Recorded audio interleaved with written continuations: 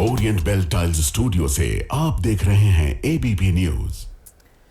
नमस्कार, ABP news पर हाजिर हूं मैं रुमाना इसार खान। ऑपरेशन सिंदूर जारी है। कल श्रीनगर और आज भुज एयरबेस पहुंचकर रक्षा मंत्री राजनाथ सिंह ने एक बार फिर से हुंकार भरी और साथ ही पाकिस्तान को दो टुक शब्दों में फिर से साफ कर दिया कि अब भारत किसी भी कीमत पर आतंकवाद को बर्दाश्त नहीं करेगा। रक्षा मंत्री राजनाथ सिंह ने ऑपरेशन सिंदूर का जिक्र किया और बताया कि कैसे भारत के शूरवीरों ने पाकिस्तान में घुसकर आतंक के अड्डों को तबाह किया। राजनाथ सिंह ने जवानों का जमकर हौसला बढ़ाते हुए कहा, जितनी देर में लोग नाश्ता पानी करते हैं उतनी देर में हमारे जवानों ने सरहद पार दुश्मन को नेस्तनाबूद कर दिया।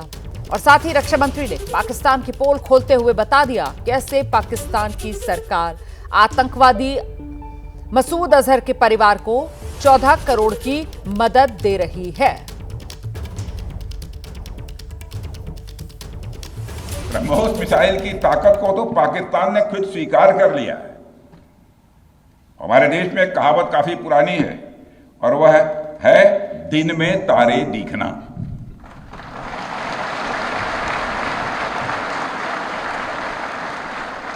मगर भारत में बनी ब्रह्मोस मिसाइल ने पाकिस्तान को रात के अंधेरे में दिन का उजाला दिखा दिया है। रात के अंधेरे में दिन का उजाला दिखा दिया है। भारतीय वायुसेना के लिए सिर्फ 23 मिनट यह काफी थे पाकिस्तान की सरजमी पर पल रहे आतंक के अजगर को कुचलने के लिए, और वह आपने करके दिखाया।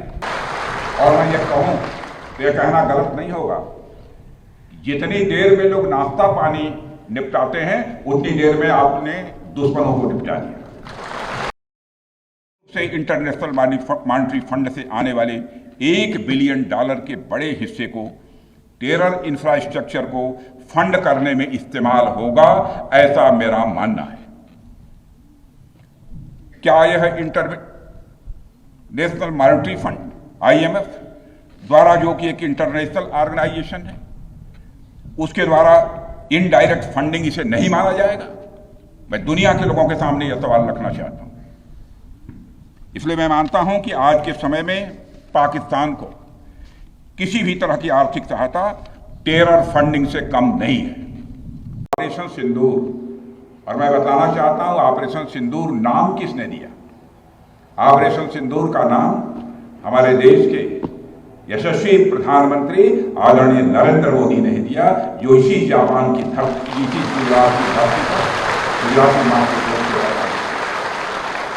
और ऑपरेशन सिंदूर के दौरान जो कुछ भी आपने किया है, समस्त हिंदुस्तानियों को, चाहे वह भारत के रहने वाले हों अथवा दुनिया के दूसरे देशों में रहने वाले हों, सभी गौरवान्वित हुए। देखिए, 3 दिन पहले एबीपी न्यूज पर हमने खुलासा किया था, पाकिस्तान के प्रधानमंत्री शहबाज शरीफ ऑपरेशन सिंदूर में मारे गए आतंकवादियों के परिवार वालों को 1-1 करोड़ रुपए देने जा रहे हैं। और आज रक्षा मंत्री राजनाथ सिंह ने इस खबर पर मोहर लगाई कि पाकिस्तान जो है वो मसूद अजहर के परिवार को 14 करोड़ रुपए देने की तैयारी में है। आपने पाकिस्तान में मौजूद टेरर इंफ्रास्ट्रक्चर के खिलाफ प्रभावी कार्रवाई की है, मगर पाकिस्तान फिर से इस कोशिश में लग गया है कि ध्वस्त हुए आतंकी ढांचे को फिर से खड़ा किया जाए। वहां की सरकार पाकिस्तानी आम नागरिकों से लिया गया टैक्स जैसे मोहम्मद जैसे आतंकवादी संगठन के आका मसूद अजहर को करीब 14 करोड़ रुपए देने में खर्च करेगी। सीधे आपको लेकर चलेंगे, हमारे साथ हमारे सहयोगी जगविंदर पटियाल इस वक्त मौजूद हैं। जगविंदर, 3 दिन पहले आप और मैं दोनों इस खबर के बारे में दर्शकों को बता रहे थे कि किस तरीके से पाकिस्तान एक बार फिर आतंकवाद के अड्डों को खड़ा करने की तैयारी में जुट गया है, और साथ ही कैसे मसूद अजहर की जेब में सीधे सीधे 14 करोड़ रुपए डालने की तैयारी में शहबाज सरकार। और आज आपने जो खबर दिखाई उसी पर रक्षा मंत्री का यह बयान मोहर लगा रहा है जगविंदर पटियाल। जी हाँ, हमने सही बात की थी ना। जिन टेररिस्ट्स के खाते सील होने चाहिए, जिनके बैंक अकाउंट्स ही नहीं होने चाहिए, जिनको जेलों में होना चाहिए, उनके खाते में पैसे डाले जा रहे हैं। क्यों पैसे डाले जा रहे हैं? इसलिए डाले जा रहे हैं कि आगे से इस आतंकी फैक्ट्री को नई दुकान से चलाने के लिए आपको ये पैसा दिया जा रहा है ताकि आप इसका इस्तेमाल कर पाएं। आपके जो टेररिस्ट साथी मारे गए हैं उनकी जगह नई भर्ती करनी है, इसलिए आपको फंड्स की कमी ना हो, इसलिए आपको ये पैसे दिए जा रहे हैं। कभी मैंने तो आज तक नहीं सुना कि जो ग्लोबल टेररिस्ट डिक्लेयर किए गए आदमी हो उनके खाते में कोई सरकार पैसे डाल रही हो। ये तो ताज्जुब की बात है। दूसरी बात मैं ये कहूंगा कि अगर यूनाइटेड नेशंस को अमेरिका चौधरी बना ही रहा है इस पूरे मामले में, तो भारत को यूएन में एक रेजोल्यूशन लाना चाहिए। रेजोल्यूशन ये लाना चाहिए कि पाकिस्तान ने ये मान लिया है कि मौलाना मसूद अजहर को पैसा दिया जाएगा, तो ये साबित हो गया कि मौलाना मसूद अजहर उनके पास ही है, उन्हीं के देश में है, उन्हीं की जमीन पर है। बाबुलपुर में ना सही तो मुल्तान में होगा, मुल्तान में ना सही तो लाहौर में होगा, लेकिन है तो पाकिस्तान में ही। तो भैया इनकी एक्स्ट्राडिशन का प्रोसेस चालू किया जाए, भारत इनकी एक्स्ट्राडिशन का प्रोसेस चालू करे, क्योंकि इनके खाते में पाकिस्तान पैसे डाल रहा है तो ये उन्हीं की जमीन पर है। तो पाकिस्तान पर यूएन ये दबाव बनाए कि जो भारत के वांटेड आतंकवादी हैं वो भारत को सौंपे जाए। भारत उनका डोजियर दे देगा, पाकिस्तान उनकी बेगुनाही के सबूत देने की कोशिश करे, जो सही होगा वो हो जाएगा। मुझे ये लगता है आईएमएफ फंड को टेरर के लिए इस्तेमाल करने के लिए जो भी रकम वहां से आती है, अगर पाकिस्तान उसको कहां लगाता है इसकी निगरानी करें और यूएन में भारतीय रेजोल्यूशन लेके जाए कि अब पाकिस्तान ये मान गया है कि मौलाना मसूद अजहर उनके यहां पर है, उसके रिश्तेदार मारे गए, उसको पैसे देने हैं, तो भैया उसकी एक्स्ट्राडिशन का प्रोसेस शुरू करवाया जाए। फिर देखते हैं कि अमेरिका के जो डबल स्टैंडर्ड्स हैं आतंकवाद से निपटने के लिए वो किस तरफ खड़े होते हैं।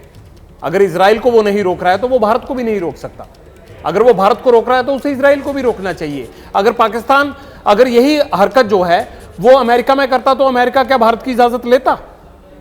अमेरिका जब भी अफगानिस्तान गया या ओसामा को मारने के लिए पाकिस्तान गया तो उसने किसी मुल्क की इजाजत ली? तो भारत को क्यों वो दबाव में डाल रहा है?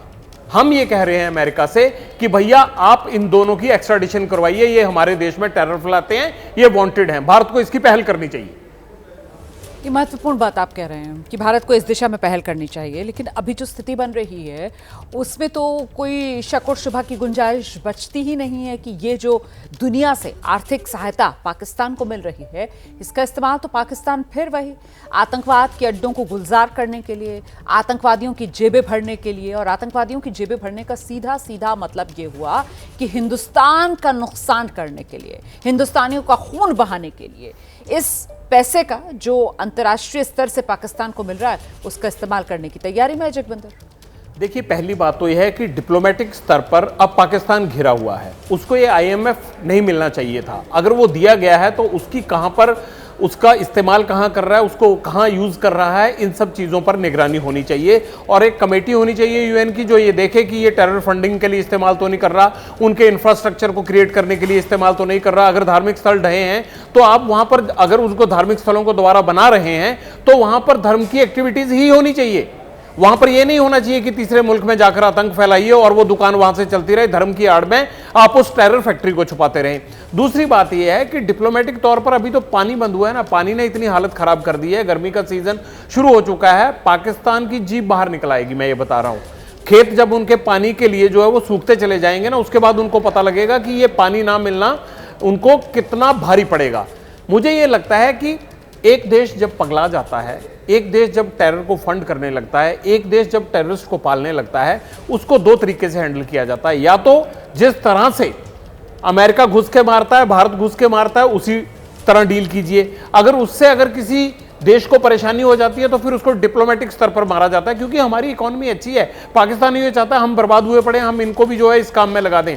तो उसको पानी से, ट्रेड से और जो बॉर्डर ट्रेड चल रहा है या फिर इंटरनेशनल कम्युनिटी में घेर कर हम आगे बढ़ सकते हैं। लेकिन ये तभी पॉसिबल होती है डिप्लोमेसी जब कोई नई हरकत ना हो जी। अगर नई हरकत होगी तो जवाब फिर उसी तरह से मिलेगा जैसे 6 और 7 मई की रात को मिला था। बिल्कुल आप सही कह रहे हैं और भारत बार बार इस बात को लेकर बाकायदा ऐलान कर रहा है कि आतंकवाद को मुंह तोड़ जवाब भारत की तरफ से दिया जाएगा और किसी भी आतंकवादी वारदात को अब वो एक्ट ऑफ वॉर के तौर पर भारत देखकर उसका जवाब देगा। मतलब ये कि जवाब सिर्फ आतंकवादी संगठन को नहीं बल्कि उस देश को दिया जाएगा जहां से वो आतंकवादी संगठन फल फूल कर भारत को नुकसान पहुंचा रहा है। बहुत धन्यवाद आपका जगविंदर पटियाल इस तमाम जानकारी के लिए। हम आगे बढ़ रहे हैं भारत और पाकिस्तान के बीच तनाव को लेकर। पाकिस्तान ने किस तरीके से झूठ फैलाया हुआ है उसके सबूत रोज दुनिया के सामने आ रहे हैं।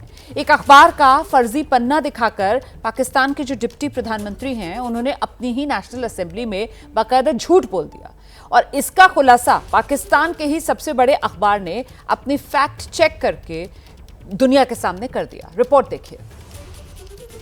आपकी टीवी स्क्रीन पर ब्रिटेन के मशहूर अखबार द टेलीग्राफ के पहले पन्ने की 2 तस्वीर हैं। पहले पन्ने पर मोटे मोटे अक्षरों में लिखा है Pakistan air force the undisputed king of the sky, यानी आसमान का राजा जिसे कोई चुनौती नहीं दे सकता। दूसरी तरफ लगे पन्ने पर यह खबर कहीं नहीं है। दोनों अखबारों पर तारीख एक ही है, 10 मई। लेकिन पहला पन्ना फेक यानी कि फर्जी है और दूसरा सही है। इसी वायरल तस्वीर को लेकर पाकिस्तान की संसद से सड़क तक हंगामा मचा है और इसके पीछे है पाकिस्तान के डेप्यूटी पीएम इशाक डार का ये बयान। टेलीग्राफ क्या लिखता है?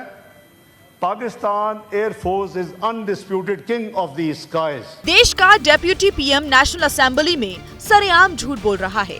पाकिस्तान के दावों की पोल देश के जाने माने अखबार द डॉन ने ही कर दी। द डॉन अखबार ने फैक्ट चेक करके छाप दिया। यही नहीं, अखबार ने एआई जनरेटेड इस फर्जी इमेज की गलतियां भी ढूंढ ढूंढ कर बता दी। देखिए, फर्जी पन्ने पर टेलीग्राफ अखबार की वेबसाइट का पता गलत है। Force, Pakistan, conflict, advanced, recent जैसे अंग्रेजी के शब्दों की स्पेलिंग भी सही नहीं है।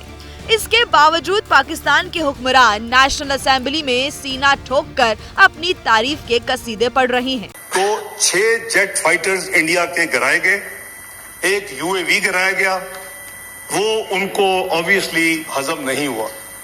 उसके बाद डिप्लोमेटिक, और ये मैं नहीं कह रहा, ये टेलीग्राफ क्या लिखता है? Pakistan air force is undisputed king of the skies. नेता ही नहीं, पाकिस्तान में बड़ी बड़ी हस्तियां इस खबर को 10 मई से ही शेयर करने लगी थी। इस फर्जी स्क्रीनशॉट को सोशल मीडिया एक्स पर देखने वाले हजारों लाखों में थे। और तो और प्रधानमंत्री शहबाज शरीफ के खैबर पख्तूनख्वा मामलों के लिए इंफॉर्मेशन कोऑर्डिनेटर ने भी इसे फेसबुक पर शेयर किया, बगैर ये जाने कि जिस पन्ने का रंग ऐसा है, जिस खबर में गलतियां इतनी हैं, और तो और जो मुल्क भारत के हाथों रोज पिट रहा है, उसे ब्रिटेन का अखबार इतनी अहमियत कैसे दे सकता है? इसके बाद ये बात उड़ते उड़ते पाकिस्तान की नेशनल असेंबली तक पहुँच गयी। टेलीग्राफ क्या लिखता है? Pakistan air force is undisputed king of the skies. जरा सोचिए, जिस युद्ध में पाकिस्तान की परखच्चे उड़ने की कहानी पूरी दुनिया सुना रही हो, वहां ऐसी हेडलाइंस को सही मानकर नेशनल असेंबली जैसी जगह पर शेखी बघारना तो आला दर्जे की बेवकूफी ही मानी जाएगी। और आइए जरा आपको तस्वीरें दिखा देते हैं। भुज एयरबेस पर पहुंचे हुए हैं रक्षा मंत्री राजनाथ सिंह और यहाँ पर जो देश के शूरवीर हैं उनके साथ वो संवाद कर रहे हैं। ये कुछ फुर्सत के पल आप कह सकते हैं, मुंह मीठा कराते हुए जवानों का, जिनके अभिनंदन के लिए राजनाथ सिंह भुज एयरबेस पहुंचे। ये बात खुद रक्षा मंत्री राजनाथ सिंह की तरफ से कही गई कि वो अपने जवानों का अभिनंदन करने के लिए आए हैं। ये वो जवान हैं, ये देश के वो शूरवीर हैं जिन्होंने देश का मस्तक ऊंचा किया है।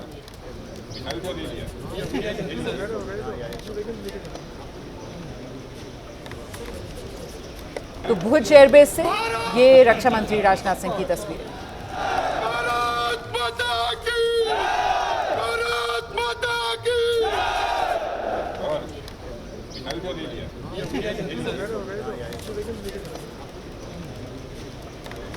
तो हौसला बढ़ाते हुए अपने देश के इन वीर सपूतों का, इससे पहले कल की तस्वीरें आपने देखी थी। रक्षा मंत्री राजनाथ सिंह श्रीनगर पहुंचे थे और वहां जाकर भी उन्होंने बताया था सैनिकों को कि किस तरीके से पूरा देश जो है वो गर्व की अनुभूति कर रहा है। और रक्षा मंत्री की तरफ से बार बार इस बात को दोहराया जा रहा है कि वो देश के रक्षा मंत्री के तौर पर ही नहीं बल्कि एक आम नागरिक के तौर पर पहुंच रहे हैं देश के सैनिकों के बीच उनका आभार व्यक्त करने के लिए। आज भुज एयरबेस पर पहुंचे हैं रक्षा मंत्री राजनाथ सिंह। 2 दिन का गुजरात दौरा रक्षा मंत्री राजनाथ सिंह का, और न सिर्फ सैनिकों के बीच पहुंचकर उनका जोश बढ़ाते हुए, उनके जज्बे को सलाम करते हुए, उनका आभार व्यक्त करते हुए। इसके बाद अब आगे राजनाथ सिंह जो देश की पश्चिमी सीमा है वहां सुरक्षा को लेकर भी समीक्षा करेंगे।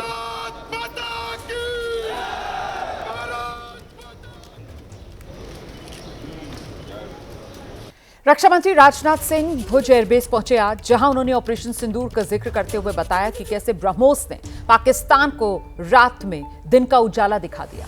राजनाथ सिंह ने कहा कि ब्रह्मोस मिसाइल की ताकत को पाकिस्तान ने स्वीकार किया है और साथ ही रक्षा मंत्री ने डीआरडीओ के बनाए आकाश और अन्य रडार सिस्टम की भी जमकर तारीफ की। वहीं पाकिस्तान के एयरफोर्स के पूर्व air chief marshal Masood Akhtar ने पाकिस्तान के झूठ की पोल खोलने का काम किया। मसूद अख्तर ने एक इंटरव्यू में बताया कि पाकिस्तान का डिफेंस सिस्टम ब्रह्मोस को नहीं रोक पाया था। ब्रह्मोस ने पाकिस्तानी वायुसेना के डिफेंस सिस्टम को तबाह कर दिया था।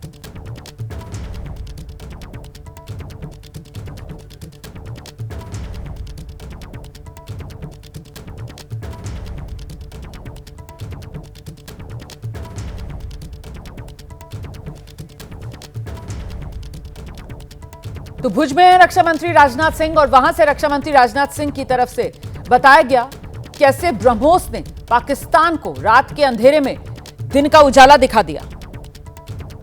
10 की सुबह को हुआ, बिकॉज मेरी कुछ लोगों से बात भी हुई। उस बेस के ऊपर 4 surface to surface BrahMos missile आए, सरफेस टू सरफेस या एयर टू सरफेस, ये मुझे नहीं पता। तो पायलट्स जो हैं वो पहले दौड़े कि वो अपने जहाजों को सिक्योर करें। पाकिस्तान के एयरबेस पर तबाही की कहानी सुना रहे ये पाकिस्तानी एयरफोर्स के पूर्व एयर मार्शल मसूद अख्तर हैं और जिस एयरबेस का जिक्र कर रहे हैं वो भोलारी एयरबेस है। ये है उसकी सैटेलाइट तस्वीरें, एक हमले से पहले की और दूसरे हमले के बाद की। पाकिस्तानी एयरफोर्स के साथ नेवी के लिए भी बेहद अहम था। ये एयरबेस पाकिस्तानी एयरफोर्स के साथ नेवी के लिए भी बेहद अहम था, लेकिन हिंदुस्तान की ब्रह्मोस मिसाइलों ने इसे तहस नहस कर दिया है। और जैसे पहला आया वो जूम करके ऊपर से दूसरा आया, फिर तीसरा आया, फिर चौथा आया, जो कि अनफॉर्चुनेटली भोलारी में डायरेक्टली आके एक हैंगर पे लगा जहां पे एक हमारा एवैक्स खड़ा था जो डैमेज हुआ, जहां पे शहादतें भी हुई। 1 2 नहीं 4 ब्रह्मोस मिसाइल ने पाकिस्तानी वायुसेना की कमर तोड़ कर रख दी। ब्रह्मोस मिसाइल की ताकत को तो पाकिस्तान ने खुद स्वीकार कर लिया है। हमारे देश में एक कहावत काफी पुरानी है और वह है दिन में तारे दिखना।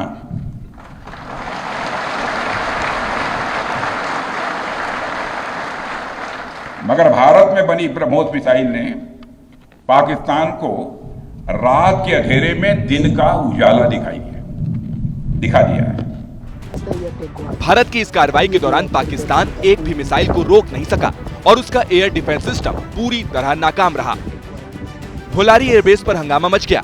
9-10 मई की दरमियानी रात को भारत की इस ऐतिहासिक कार्रवाई से पाकिस्तान सहम गया था। भारतीय वायुसेना के लिए सिर्फ 23 मिनट यह काफी थे पाकिस्तान की सरजमी पर पल रहे आतंक के अजगर को कुचलने के लिए, और वह आपने करके दिखाया। और मैं ये कहूं तो यह कहना गलत नहीं होगा, जितनी देर में लोग नाश्ता पानी निपटाते हैं उतनी देर में आपने दुश्मनों को निपटा दिया। पाकिस्तानी वायुसेना का टोही विमान अवेक्स यानी AWACS airbase borne early warning and control system होता है। ये आसमान में फाइटर जेट और दूसरे विमानों के लिए कमांड एंड कंट्रोल सेंटर होता है। इसीलिए पाकिस्तान के पूर्व एयर मार्शल ने कहा कि पाकिस्तान ने अपना ज्वेल पीस खो दिया है। इसी तबाही के बाद 10 मई की सुबह पाकिस्तान ने फोन लगाकर अमेरिका से मदद मांगी, भारत से सीज फायर की पेशकश की। भारत दुश्मन को सबक सिखा चुका था, लिहाजा उसने सीज फायर की अपील मान ली। पाकिस्तान के हुक्मरानों ने घुटने टेक कर मुल्क को बर्बादी से बचा लिया और अब ऑपरेशन सिंदूर से पाकिस्तान एयरफोर्स की बर्बादी का पूरा दस्तावेज बाहर आ गया है। 6 और 7 मई को पाकिस्तान के 2 फाइटर जेट गिराए गए। 9 से 10 मई को पाकिस्तान के 3 एयरक्राफ्ट गिराए गए। 6 और 7 मई को भारत से डॉग फाइट यानी आसमान में आमने सामने की लड़ाई में पाकिस्तान के कम से कम 2 फाइटर जेट गिरे थे। इसके बाद 3 एयरक्राफ्ट 9 से 10 मई को सिंदूर पार्ट 2 में तबाह किए गए। इसके अलावा 1 मिराज फाइटर जेट, 1 एआरआई अवेक्स एयरक्राफ्ट यानी टोही विमान, जिसके बारे में पाकिस्तानी वायुसेना के पूर्व एयर मार्शल खुलासा कर चुके हैं। और जो 5वां विमान गिरा वो मुमकिन है कि C-130 मिलिट्री ट्रांसपोर्ट एयरक्राफ्ट हो। पाकिस्तान में रावलपिंडी के पास नूर खान एयरबेस पर धू-धू चलता पाकिस्तानी वायुसेना का C-130 एयरक्राफ्ट का ये वीडियो है। इसी वीडियो में एक और C-130 एयरक्राफ्ट खड़ा दिख रहा है। इसके बारे में साफ नहीं है कि उसे कितना नुकसान पहुंचा। पाकिस्तानी फौज का हेडक्वार्टर भी नूर खान एयरबेस के करीब है। उसी 9 मई की रात अपनी इस बर्बादी को देखकर जिहादी जनरल आसिम मुनीर नूर खान एयरबेस के बंकर में जाकर छिप गया था। भारत के खौफ से मुनीर 2 घंटे से ज्यादा वक्त तक बंकर में छिपा रहा, लेकिन तब ना तो नूर खान एयरबेस बच पाया था और ना उसके एयरक्राफ्ट।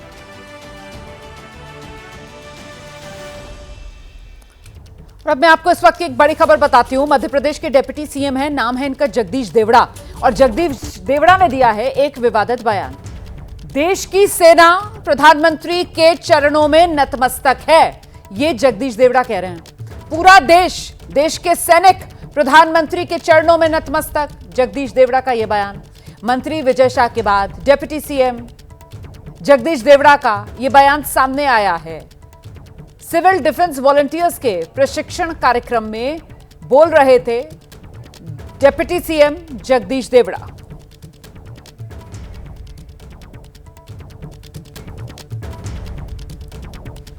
तनाव था पूरे देश के लोगों के दिमाग में कि जब तक इसका बदला नहीं लिया जाएगा और जिन माताओं के सिंदूर को मिटाने का काम जिन लोगों ने किया, जिन आतंकवादियों ने किया और जिन आतंकवादियों को जिनने पाला, जो पाल रहे हैं, उनको नेस्त नाबूद नहीं कर देंगे तब तक चैन की सांस नहीं लेंगे। और यशस्वी प्रधानमंत्री जी को हम धन्यवाद देना चाहेंगे।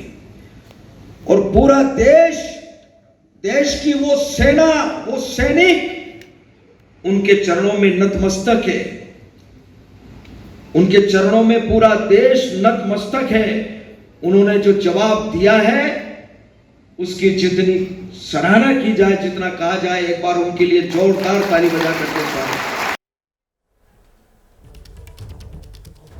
तो ये मध्य प्रदेश के डिप्टी सीएम है जगदीश देवड़ा, और इनका ये बयान सामने आया है। और अपने इस बयान में जगदीश देवड़ा किस तरीके से देश की सेना, देश के सैनिक कह रहे हैं कि वो नतमस्तक हैं प्रधानमंत्री के चरणों में। एक बार फिर से हम ये बयान आपको सुनवाते हैं। उस दिन से दिमाग में बहुत तनाव था पूरे देश के लोगों के दिमाग में कि जब तक इसका बदला नहीं लिया जाएगा और जिन माताओं के सिंदूर को मिटाने का काम जिन लोगों ने किया, जिन आतंकवादियों ने किया और जिन आतंकवादियों को जिनने पाला, जो पाल रहे हैं, उनको नेस्त नाबूद नहीं कर देंगे तब तक चैन की सांस नहीं लेंगे। और यशस्वी प्रधानमंत्री जी को हम धन्यवाद देना चाहेंगे। और पूरा देश की वो सेना, वो सैनिक उनके चरणों में नतमस्तक है। उनके चरणों में पूरा देश नतमस्तक है। उन्होंने जो जवाब दिया है उसकी जितनी सराहना की जाए, जितना कहा जाए, एक बार उनके लिए जोरदार ताली बजा करके स्वागत। हम सीधे आपको लेकर चलेंगे, हमारे साथ हमारे सहयोगी अंबुज इस वक्त मौजूद हैं, और जरा अंबुज से ही जानते हैं कि अभी तक तो नाम मंत्री विजय शाह का ही था और अब ये डिप्टी सीएम आ गए हैं। इन्होंने तो देश की सेना और देश के सैनिकों को ही प्रधानमंत्री के चरणों में नतमस्तक कर दिया है। ये क्या हो गया है मध्य प्रदेश सरकार के इन मंत्रियों को अंबुज? जी रुमाना, जिस तरीके से ये बयान सामने आया है डिप्टी सीएम जगदीश देवड़ा, जो वित्त मंत्री भी है मध्य प्रदेश की सरकार में, और पहली बार में सुनने में यही लगता है कि उनका जो कहने का मतलब है कि जो देश की सेना है वो प्रधानमंत्री मोदी के चरणों में नतमस्तक है। निश्चित तौर पर अभी तक कोई सफाई नहीं आई है, ना ही इसको लेकर के कोई प्रतिक्रिया आई है। ये जो इनका बयान है अभी अभी सामने आया है, तो निश्चित तौर पर पहली बार में सुनने में यही लग रहा है कि उनका जो बयान है वो इस तरीके का बयान है जिसमें वो ये कह रहे हैं कि देश की सेना, देश के सैनिक जो हैं वो प्रधानमंत्री के चरणों में नतमस्तक हैं। और इस पर हम निश्चित तौर पर सवाल करेंगे कि बिल्कुल, अगर कोई प्रतिक्रिया आती है डिप्टी सीएम की तरफ से तो हमें उसका इंतजार रहेगा। फिलहाल आपको बहुत धन्यवाद अंबुज इस तमाम जानकारी के लिए। देखिए, कल श्रीनगर के बाद आज रक्षा मंत्री राजनाथ सिंह भुज एयरबेस पहुंचे, जहां उन्होंने जवानों का हौसला बढ़ाया और साथ ही भुज से पाकिस्तान को रक्षा मंत्री राजनाथ सिंह ने सीधी चेतावनी दी है। उन्होंने कहा कि ऑपरेशन सिंदूर ट्रेलर है, पिक्चर अभी बाकी है। ऑपरेशन सिंदूर अभी खत्म नहीं हुआ है। जो कुछ भी हुआ है वह सिर्फ एक ट्रेलर मात्र था। अब समय आएगा, जब भी सही समय आएगा तो हम पूरी पिक्चर भी दुनिया को दिखाएंगे। भारतीय वायुसेना के लिए सिर्फ 23 मिनट यह काफी थे पाकिस्तान की सरजमीन पर पल रहे आतंक के अजगर को कुचलने के लिए, और वह आपने करके दिखाया। और मैं ये कहूं तो यह कहना गलत नहीं होगा, जितनी देर में लोग नाश्ता पानी निपटाते हैं उतनी देर में आपने दुश्मनों को निपटा दिया। निश्चित रूप से इंटरनेशनल मॉनेटरी फंड से आने वाले $1 बिलियन के बड़े हिस्से को टेरर इंफ्रास्ट्रक्चर को फंड करने में इस्तेमाल होगा, ऐसा मेरा मानना है।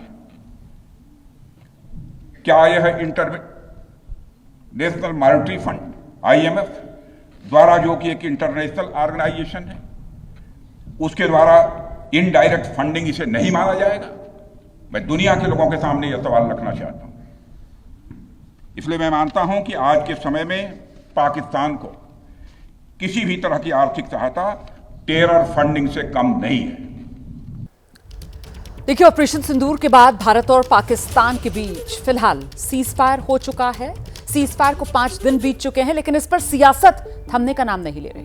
बीजेपी ऑपरेशन सिंदूर के बाद जीत का जश्न मना रही है। तिरंगा यात्रा देश भर में निकाली जा रही है और वहीं समाजवादी पार्टी अब इसको लेकर सवाल खड़े कर रही है। ऑपरेशन सिंदूर के जश्न पर अखिलेश यादव ने सवाल उठा दिए हैं। जश्न जीत का होता है, किसी सीज का नहीं, ये अखिलेश यादव कह रहे हैं। बीजेपी देश को गुमराह कर रही है। अखिलेश यादव का बीजेपी पर यह सियासी वार। जश्न जीत का होता है, सीज का नहीं। दुनिया में कहीं नहीं देखा होगा आपने कि सीज का जश्न मनाया जा रहा हो। ये भारतीय जनता पार्टी के लोग आखिरकार किसको धोखा देना चाहते हैं?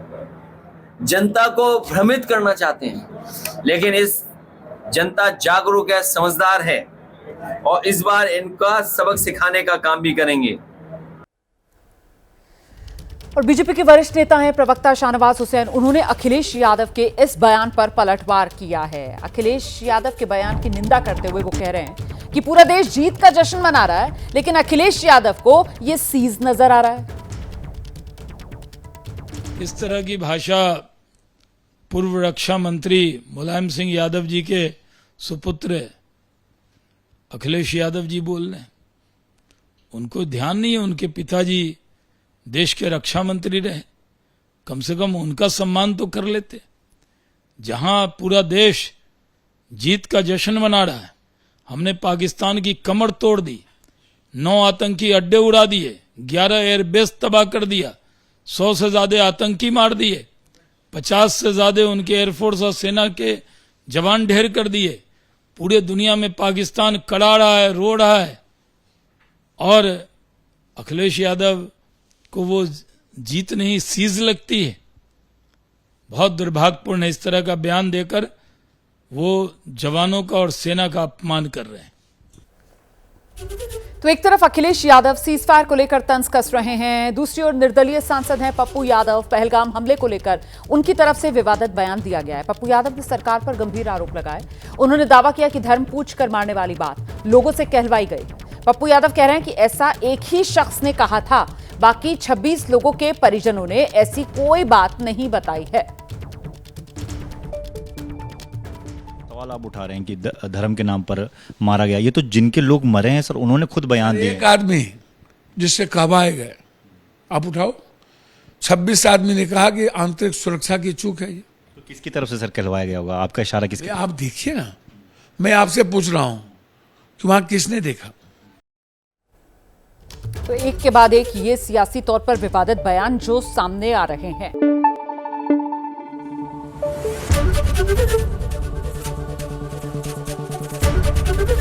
ABP न्यूज आपको रखे आगे।